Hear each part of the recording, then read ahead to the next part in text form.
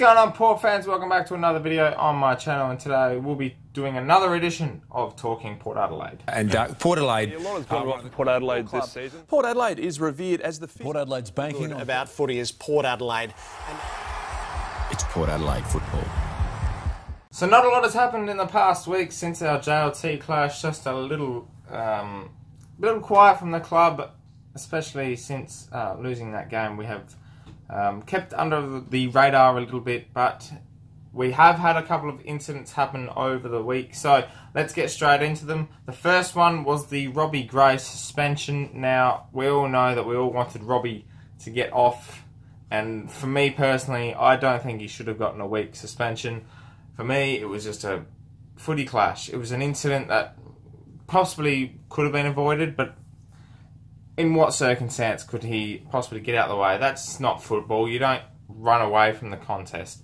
It's not right, and I don't think Robbie should have got a week. It's as simple as that. Port Adelaide did the right thing in attacking that case and taking it to the tribunal, which they did. They obviously spent $10,000 in doing so, but why not have a go, considering it's probably a borderline decision, and the AFL were always going to protect their reputation in a way that they won't go back on their word. So, unfortunately for us, Robbie Gray will miss round one against Fremantle, which is not right. I don't think he should miss, as I've said, but that's footy and that's the way the AFL works. So, let me know what you think in the comments below about the Robbie Gray suspension. So, in saying that now, that gives an opportunity for someone to come in for one game. We already know that Jared Pollock is going to miss round one, or most likely to miss round one. So, who comes into the side? Who takes up Robbie Gray's position? It's going to be a very interesting discussion at selection in a few weeks' time when round one comes along. So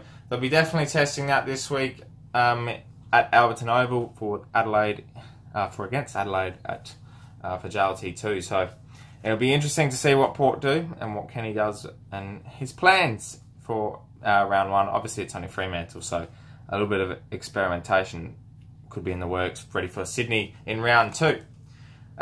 Speaking of Jared Pollock, all the injuries that have come out of the club from last week, nothing has really changed.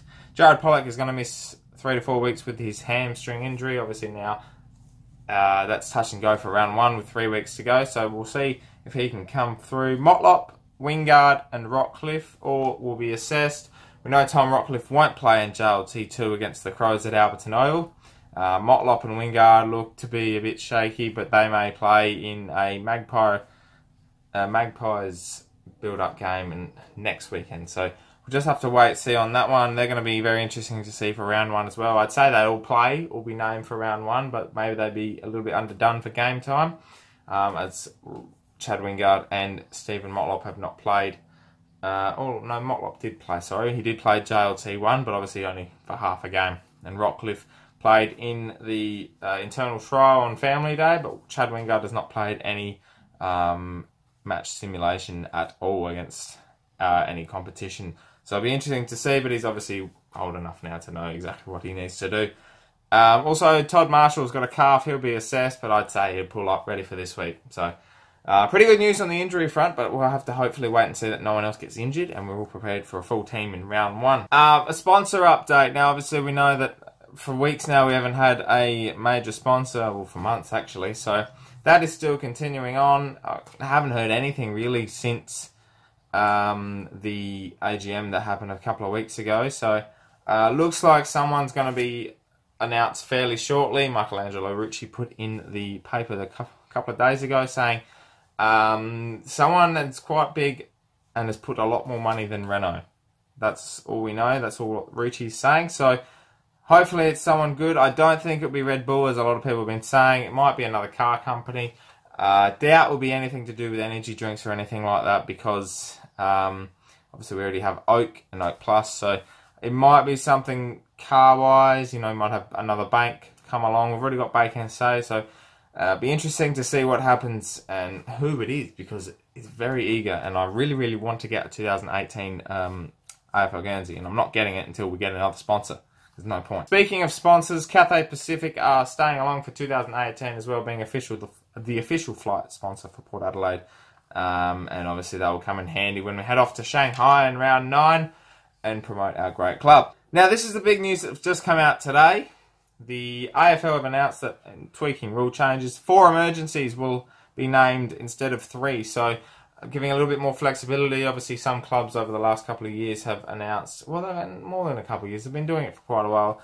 On the odd occasion, they'll bring in an emergency that's not even named on the emergency list. So, the AFL have announced 4 emergencies will be named, and no one can be picked outside of those 4. So, gives us a little bit more flexibility going into game day to see maybe if someone pulls up sore.